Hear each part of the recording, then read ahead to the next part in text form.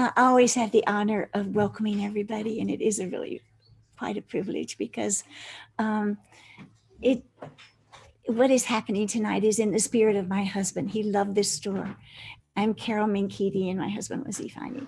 And this is a wonderful reading tonight, and I think you all will really enjoy it. So welcome, and welcome. There's people on Zoom. Welcome to the people on Zoom.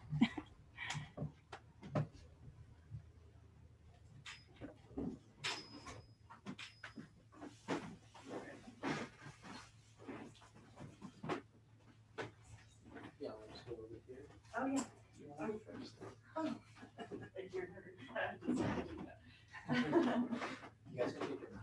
Oh, great. I'm so excited to introduce Austin Carter. Thanks so much for coming tonight. This is my first reading in person, or my first time appearing in person in a poetry setting since 2019. So sorry if I'm a little weird. I'm really excited to be reading with my pressmate, Austin Carter, tonight. Austin is a writer and translator based in Philadelphia. He received a BA in English from Yale in 2015 and is currently a PhD candidate in comparative literature at Brown. His translation of poems by Georges Schehadé, called Poetries, is available now from the Song Cave. He's an editor and contributor at Caesura, which is really beautiful magazine. And you can find more about that at caesuramag.org. Please welcome Austin Carter.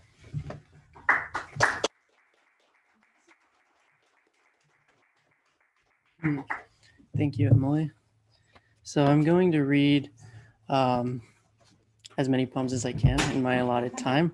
And the first and last poem I'll also read in French to give you a sense for how that sounds. And before I start, I wanted to say a word about how I discovered Georges Schehadé. It was actually in 2015. I was living in Paris and I was reading the work of Etel Adnan, who is an incredible poet and painter who sadly just passed away on Sunday. And she's from Beirut, just like Shahade, and they knew each other there. And the name lodged in my memory. And when I was browsing bookstores in Paris, I was at the giant Gilbert Jeune bookstore that's like kind of Barnes and Noble next to the Sorbonne. And they have a little bit of everything. And I saw his book called Les Poésies, which is just his life work. All of the poems are pretty short. Like in this book, none of them are over a page long. None of them have titles. And it spans about 50 years from 1938 to 1985. And Shahade was also a playwright, and he was grouped with some of the playwrights like Ionesco and Adamov and Beckett, doing something that was termed the poetic theater of poetry at the time. So he's a little bit known as a dramatist and not so much as a poet, but he was a poet. He thought of himself first and foremost as one. So I would also like to dedicate this reading to the memory of Etel Adnan. And I'll start with the poem that's on page 7. I'll read it in French first.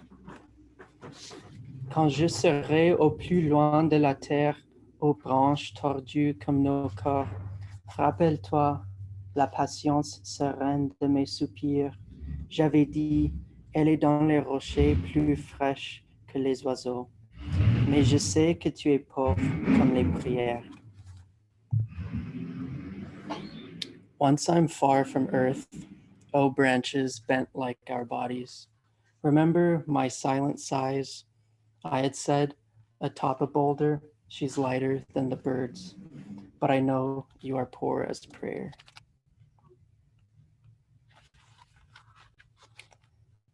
This flower on the mountain, yellowed like our tears, her dust wrote eternal things across the house caressed by waves. Your eyes vacate the street when branches grow tired of blending birds with the earth. If moons melt like their fleeting leaves, the bells beckon and pearls speak. Dethroned olive trees wait for time beneath their reflections. My patience will kill me. You cry like little boats sailing down mothers' faces. This next poem is the one that I read that made me really want to translate Shahade. It's quite short. My mother was more of a poet than I am. My mother wrote to her sister, the voice is soft as earth. At her cheek a rose, at her cheek a book.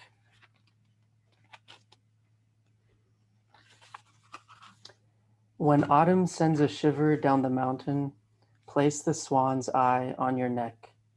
Wondrous wind in the dead of night, I love you, I've been told.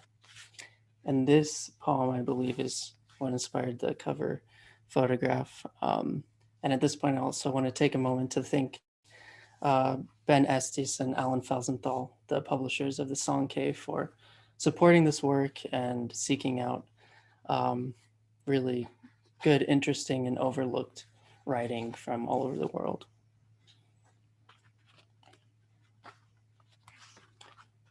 Poor Lamartine, I carried your letters in a box, and nobody pitied me, not even the dirt, who holds every flower's blood.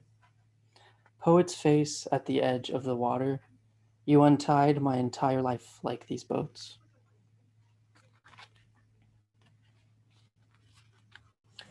I pointed to the shadow cast by the giant bird in the golden sun of punished months, in the old earthen sun. A song will drag you from one morning to the next and harmonize with rustling sycamores. The swallow's crucifix escaped you. Memory's ferns, the dirty snow of leaves on the well. Ash in your eyes, since you've sinned like the tall trees.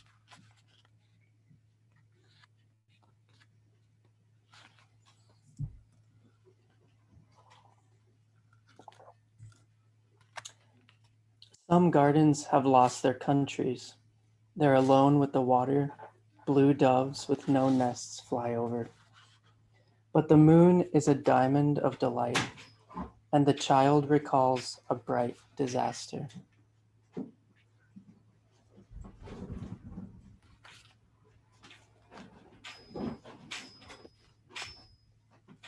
Like these aching lakes when fall covers them and turns them blue, like flowing water, an endless echo. Life won't rest. The birds fly in chains. Each sleep has its place. And you in this field facing so many farewells.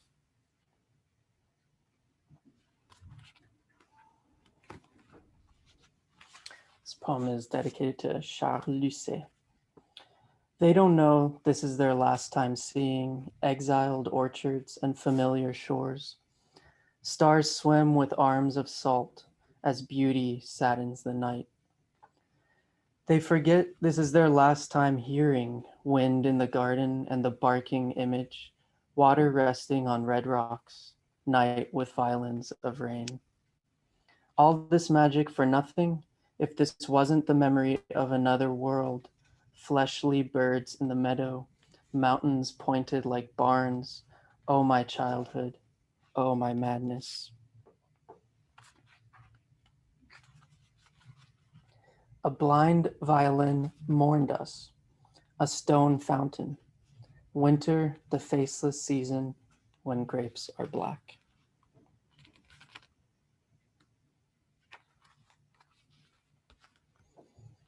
I'll cheer up in an apple garden, in this country water, with immaculate steps, and for you, friend of lifeless willows, doves flying without air, absence longer than the years.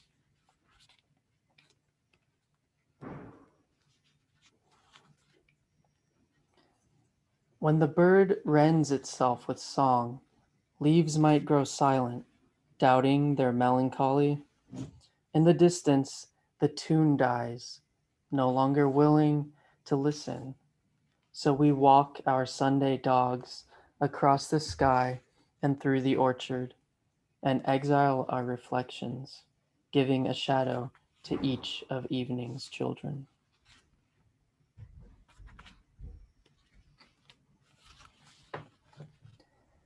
Yellow autumn trembling on endless trees confirms a strange sorrow, like these chains binding neither body nor soul. O autumn, the wells keep your grace. Tonight we greet your fading leaves near a dark cascade of madness. And in this crystal clear cloud, the star like a spark of hunger.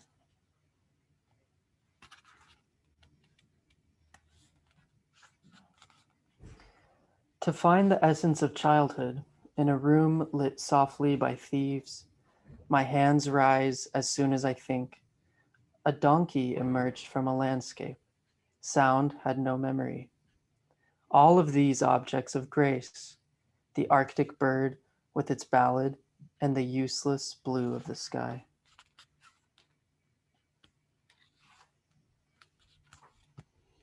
The history of dreams, the twilight hours are keeping order. Absence protects and connects them. Shadow wrapped in rippling silk, abandoned gardens revoke their patience. They'll return when distance ends, the grass draping them in plums.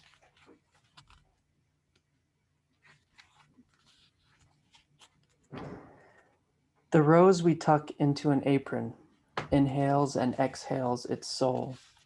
Whoever lives in dreams never dies. Like me and the bottom of the lake, I lean over the water. There's no noise except the old clang of reflection.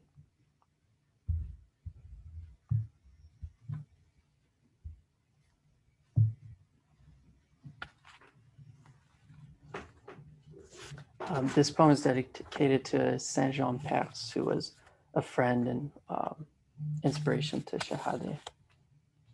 Give him the root of the laurel and not a day's flowers turning to ash. Poet of snow and the hourglass, when what's white is the honor of death.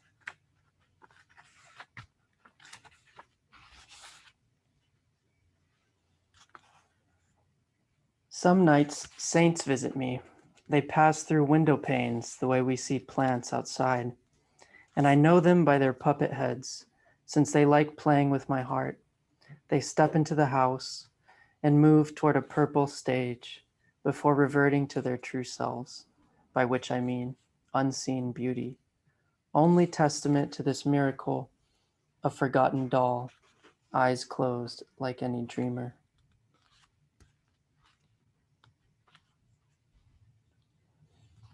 In a space empty and full like a ring, the gates of night open on death or dreams. Mesopotamia and its windows glow tonight. The rose warms herself under the lamp like a nun. Oh look, a boat with a lion figurehead is dropping anchor, and on the beach, the sea's long white wrinkles.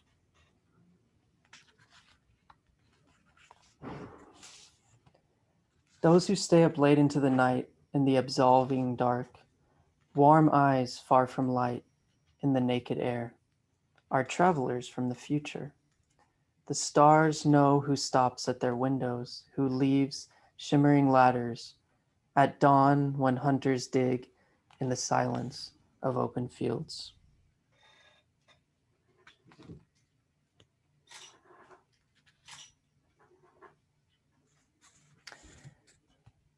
My mother lit lamps to chase the shadows from us. She counted our ages on her fingers as the clock struck. My mother smiled as she spoke of the past. The men who followed her were her angels. Now that the moon is dead, where are you, wondrous thoughts? Love with sugar-coated teeth, childhood crying on my cheeks.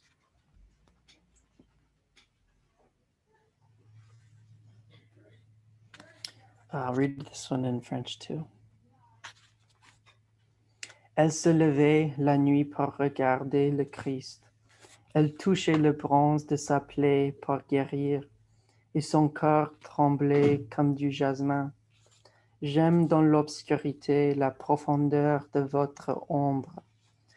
Vous pleurez si doucement qu'en vous touchant on meurt, et nul n'a les vierges de vos lèvres que votre image. She got up in the middle of the night to look at Christ. She touched his bronze wound to heal herself, and her body trembled like jasmine.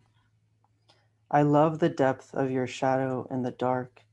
You cry so softly that if anyone touched you, they would die. And the virgins of your lips belong to no one except your reflection. If you ever return to your native land, slow steps like a horse at the end of the day, come to this garden, locate the unknowable rose, the chrysanthemum with a lion's mane, giant spiders soaring with butterflies like in a fever dream of childhood. Smile or cry, but don't be afraid. The shadow stirs, then turns to luminous night.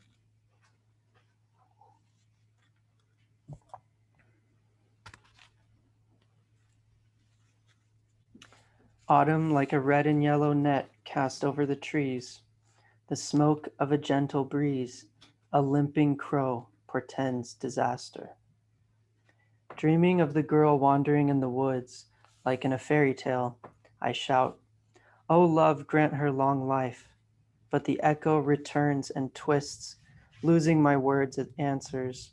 Love, love has lost its life in a card game.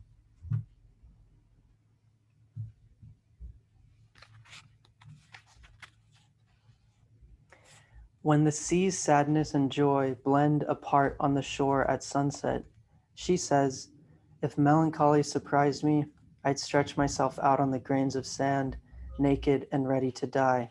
And I'd think death is first of all closed eyes, a white night drenched in flowers and prayer. Then 4 candles on the altar in a golden breath.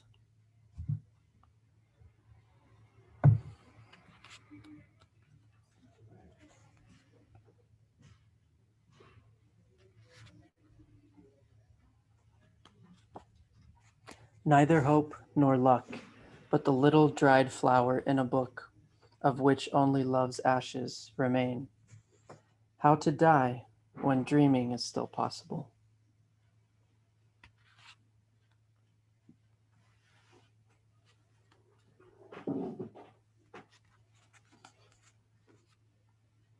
She walked through an orchard of soft fallen syllables. The air had lost its color. Birth of evening, the first chill of nests, dreamed the young girl, looking around. Eternal return of night, trees hide in their leaves, and silence approaches from afar.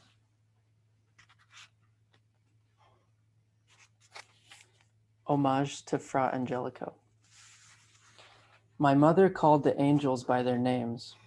Gabriel with violin fingers, with seashell wings, and Mary, Mary alone in the house, looking down on a room containing nothing, maybe and only bread and water for the blessings.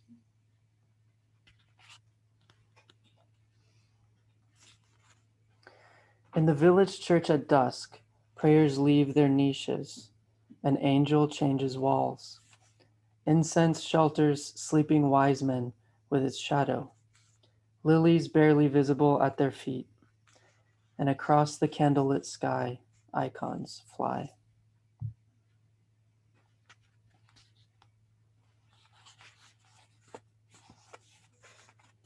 Before bed, my mother's sister spoke so softly that everything became shadow, faces and voices, even the clock in its cage with no song left. A match flickered, and you could glimpse my kneeling aunts in a drop of gold.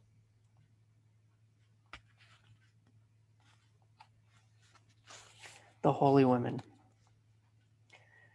At the foot of the cross, when shadows ignite the stars, women angelic and dark, pierce your heart with your finger.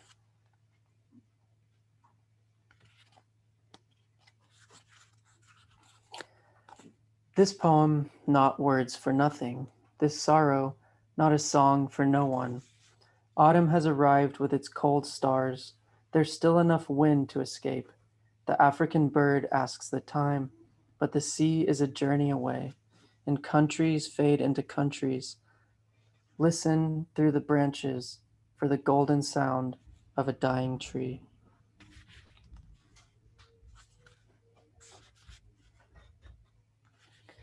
On this empty beach, she comes only to leave again, like waves. Today, passing time adds to her beauty, shadow and memory. What was she whispering as she blended words with her hands? Poor thing that I was, I went into my thoughts to find absence, while on the horizon lifted by mist, tall trees spoke to the seasons in hushed tones.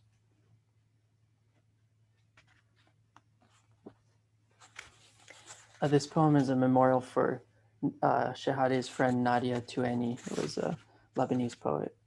I'll read it also in French.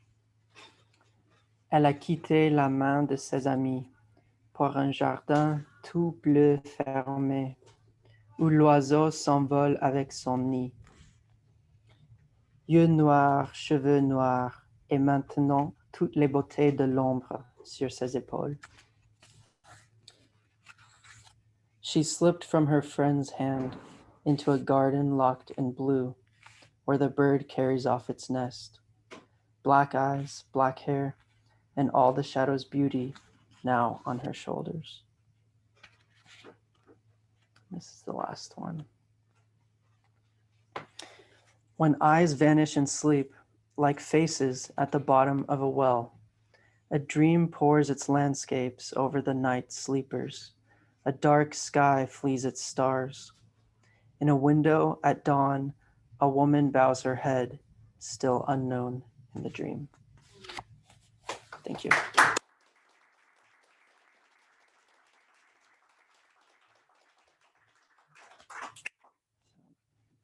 Thank you everyone at Grolier for having us tonight. Now it's my pleasure to introduce Emily Skillings. She's the author of the poetry collection Fort Knot, published by the Song Cave. It's over there in 2017. Her poems can be found in Poetry, Harper's, Boston Review, Granta, Hyperallergic, Jubilat, and the Brooklyn Rail. Skillings is the editor of Parallel Movement of the Hands, 5 unfinished longer works by John Ashbery, which was published by Ecco, HarperCollins in 2021. That book is also available there. She is a member of the Belladonna Collaborative, a feminist poetry collective, small press, and event series. She currently teaches creative writing at Yale, NYU, and Columbia, and lives in Brooklyn. Please welcome Emily.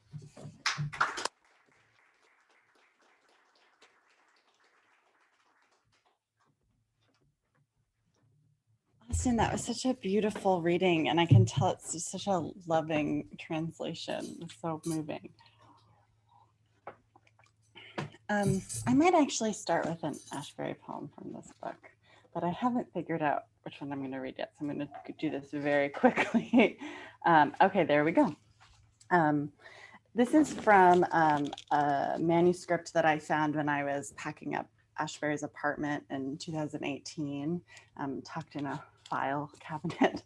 And what he was doing was there's a work, Opus 740 by the composer Carl Czerny, who composed these kind of tedious pieces for students who are learning how to play piano. And so they have titles like Light Articulation of the Left Hand and Parallel Movement of Hands, Skill in Alternating Fingers. They have these wonderful titles. And there were 50 of them in Czerny's composition, and Ashbery only got to 26. So it kind of was paused in the middle and never taken back up, but they're these kind of wonderful poems. It's kind of semi-ekphrastic project written in 2007. And this one is called Light Articulation of the Left Hand, and it starts with an epigraph from Wallace Stevens from his poem Things of August. And it's, he could understand the things at home. Scribbled on the expansive mist, the desire of many dwindles to us, and our activities, wholesome or otherwise. Soon it becomes apparent that neither they nor I have any prize on the fablio's demands of unity. We are aching neither here nor there. The tent caterpillars shrug off the tent and proceed. Was there a maxillary half buried in the silt? If so, what were we doing in earth heaven? Times came to be trembled on the tilt of a sword's point and slid off into the grass. See, there was no warranty. It's not like stuff you send away for and it comes and you can't remember why you ordered it. These, our time, were like grain, necessary and inedible. In time, the minute palace got chucked. We were standing on the green, putting, and our recollections came to resemble history. Serious, but not too serious, redundant, and so on. So I thought I'd read. Thanks so much to James and Carol for having us. And thanks again to Ben Estes and Alan Felsenthal at the Song Cave. I also want to thank Erin Fagan, who kind of like invited us all here together. Hi, Erin, if you're there. We wish you were here and we miss you. So I'm going to read the shortest poem from this book, Fort Not, which came out in 2017. I've always been mesmerized by dead fish in supermarkets, like when they're all piled up and they're dead and they look so strange and they're kind of ripped from their environment. And so this poem's about that. It's called Shop Right. Like dead fish positioned on a shaved ice incline, mouths agape towards some vast white space, I'm curving muscular spines toward the monger of this century. I will not him or anyone. I will not let him or anyone take their eyes off mine, my 18 cold, wet eyes.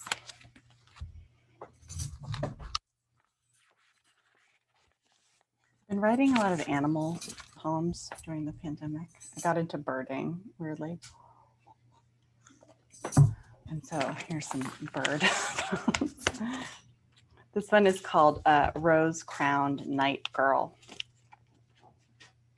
I am pointless. This I come to know by pressing ear to night's machinery.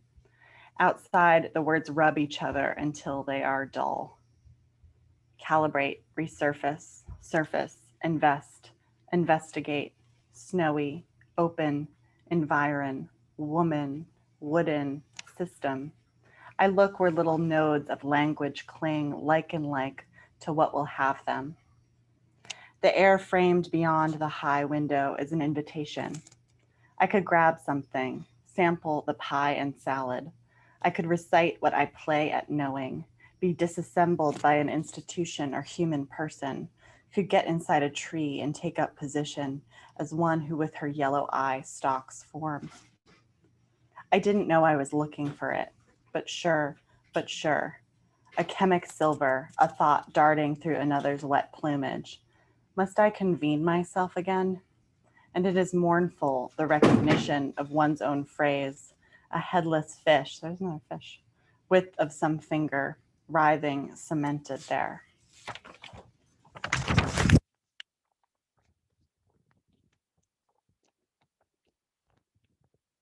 An environmental poem. I think to send pictures of the brick-colored ones, spotted and with stalks fatter than their little heads, to the amateur mycologist with the questionable beard. He told me to read a book called The Expanded Mind and how a bird's nest is considered by certain experts to be an extension of its brain and being, or was it its DNA? I can't be entirely sure as the great lawn stretches before me, waving me out until it is interrupted by the road, full of the ghostly trails of parcels and people and what carries them, each journey an underline that reinforces like a fattening braid of habitual fibers its being there.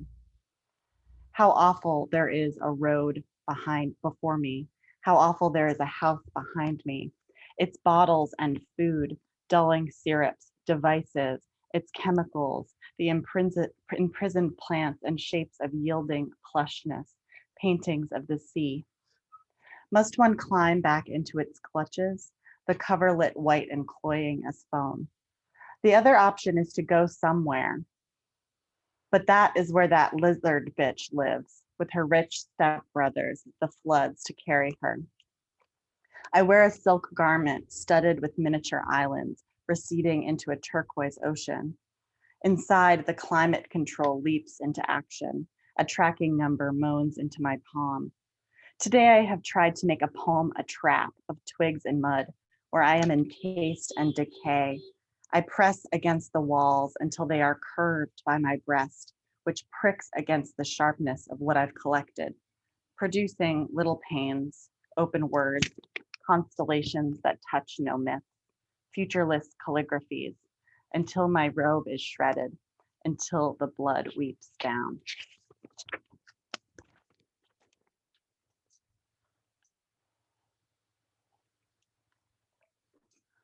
I have this terrible recurring dream where I've like just given birth to a baby and I like leave it somewhere and I don't know where I put it.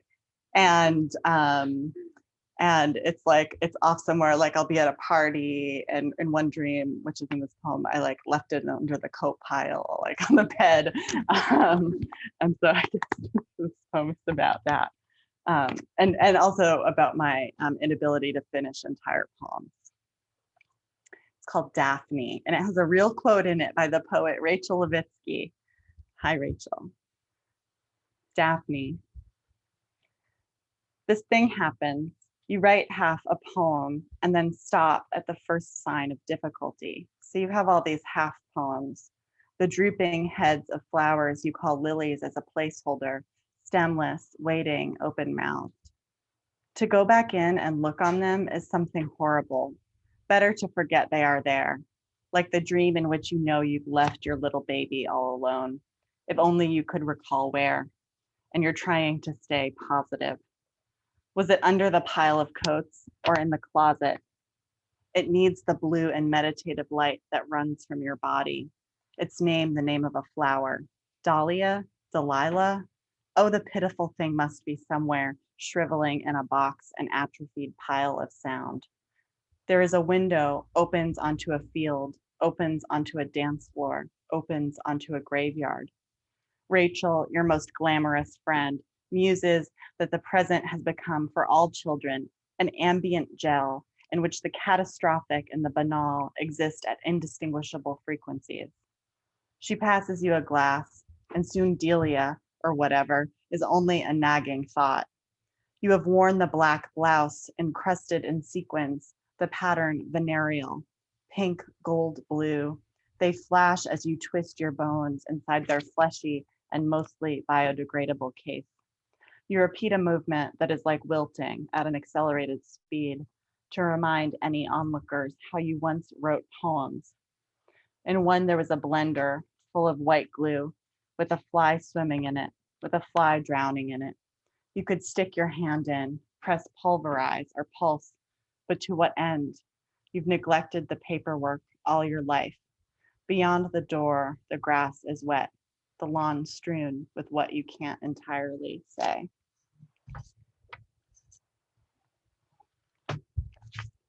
So I'm going to read a couple sections from this longer poem and then end with a shorty. This poem was commissioned by the New York City Ballet. It's loosely a response to the Stravinsky violin concerto choreographed by Balanchine. When I sent it to them, they were kind of like, what is this? But I loosely structured it on the ballet, which has 4 parts. And I did something about the amount of dancers on the stage and the stanza length that I don't remember now. But yeah, they were like, this is very long. They said. And so it's organized like the ballet in 4 movements. Starts with toccata. Oh, it's called balustrade, which was Balanchine's original name for the ballet. Toccata. If the group is modern, where are they going? Cutting across the field, up that coquettish hill, towards what? A city, a stone school built by workers where things go to be disassembled. Lines jut out from what we label. Little troop of joyous exactos, sexual in the checkered light of afternoon, beaming into the words we grasp at but ultimately forget. An activated zone where things go to be disassembled.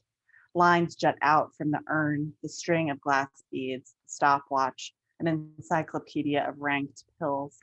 I found the night to be hot, uncomfortably so, and so I did what we all do, folded back a corner of the sheet so my feet could be free as Frenchmen, a stupid phrase I've never understood. The flower water had clouded a pond of milk on the corner table into which the moon died incrementally. I was there where last I looked. Now I'm here. I'm not alone. What merges us to the journey, the movie, a liquid costume presents itself, and we stand while it encapsulates us, slowly but surely, a stupid phrase I've never understood. The flowing water was cult-like, demanded obedience. I attempted to rejoin the moving plot that had continued on in my absence. The group was on a hike, a tour of the history of montage, braiding themselves through the woods, each phrase a casting off, a gesture as much about seeking as it is about letting go, between the trees on which were projected thousands of scenes made up of smaller scenes. It felt organic, casual, yet impossibly constructed. Did the trees secrete these images? I saw no equipment. Stop it, said the soloist. You're overthinking. She placed her hand between my breasts, a gesture as much about seeking as it is about letting go. And I realized that I had been one among women for some time.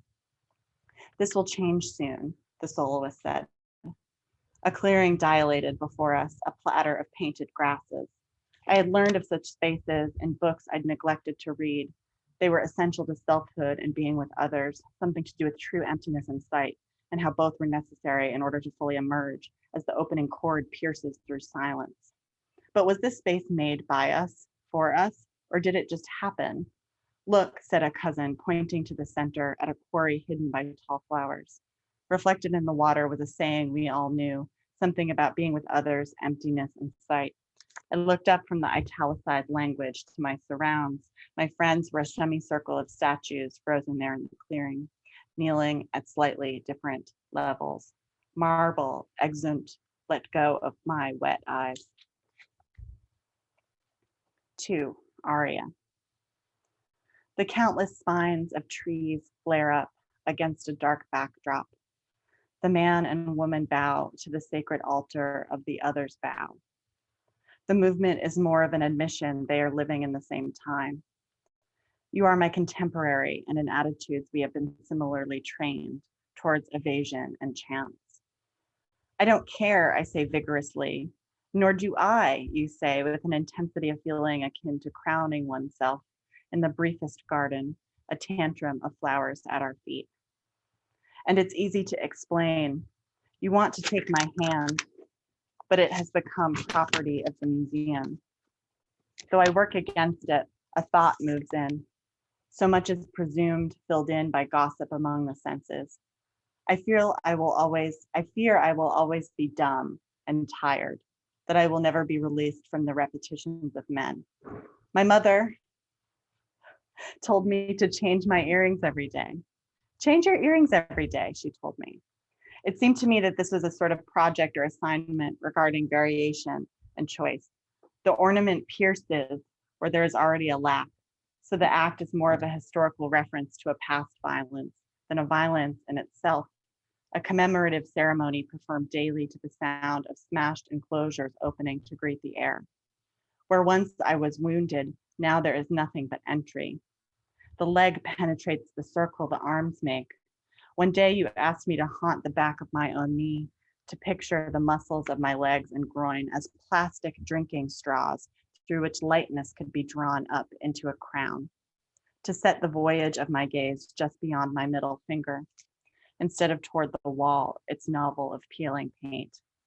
One day you asked me to go on, to continue, to do it again, to push deep into the exactitudes, always just out of reach. When I found I could not, I gathered quietly my things and left without ceremony. I became a different kind of person, part ghost, part sponge, a lump of pure refusal? Who extinguished the hot white frill that wicked life into life? Often the wrists are grasped so the pair may counterbalance. Often the courtly and ancient light is ground into ground. So this is my last poem.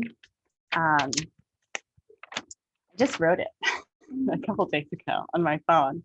And are there any entomology people here? Because I'm going to butcher this. Okay, good. There's this kind of spider called a flower spider or a flower crab spider. Thomisidea, I think is the Latin phrase.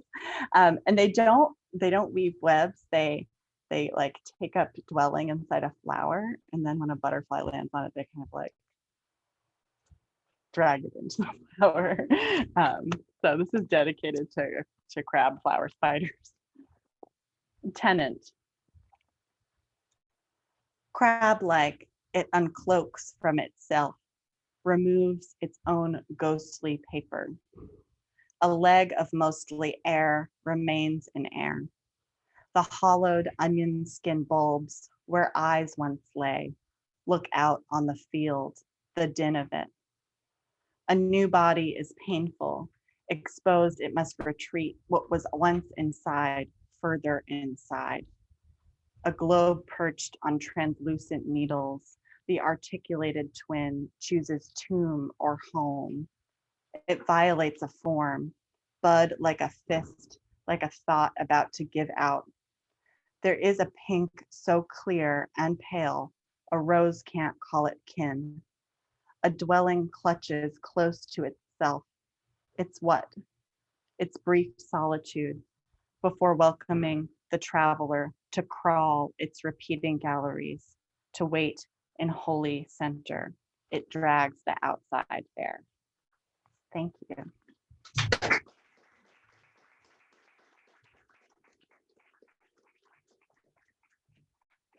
It's time for one or two questions if anyone wants to ask Collins three questions.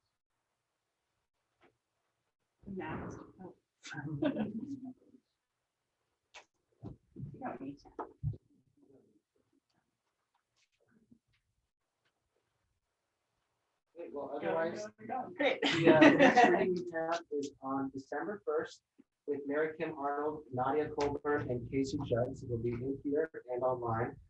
Let's give the poets another round of applause for the wonderful reading tonight.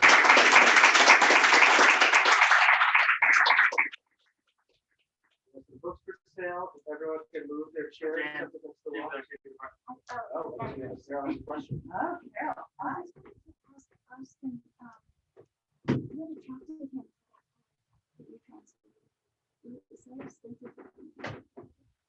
Yeah, I think that there was something about just how the brevity and how crystalline all the poems were, that they just went for a kind of, not a single image, but as one thought or emotion that I always felt was so perfectly sculpted. And it just, he said of the way that he wrote his poems that they fell like right through on the page, and he didn't edit them in any way, he just wrote them. And I think there's something in that quality that I just flash on. I thought we should have in English. Thank you, everybody. You can move your chairs up against the wall. It'll be wonderful. The poets will sign some books over here.